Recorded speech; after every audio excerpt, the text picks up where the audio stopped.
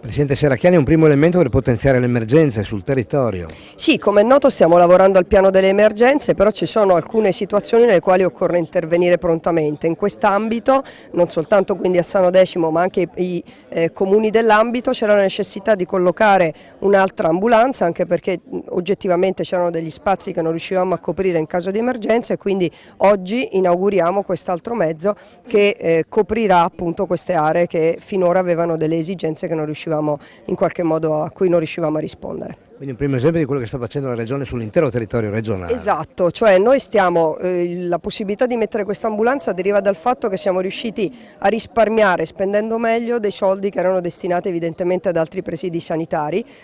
Abbiamo risparmiato, cioè abbiamo fatto le cose, garantito i servizi pagando di meno, e con i soldi che abbiamo ricavato abbiamo preso l'ambulanza. Quindi questo è un po' il modo con cui vogliamo fare questo ragionamento di integrazione tra ospedale e territorio, aumentando i presidi territoriali visto che ce n'è sempre più bisogno.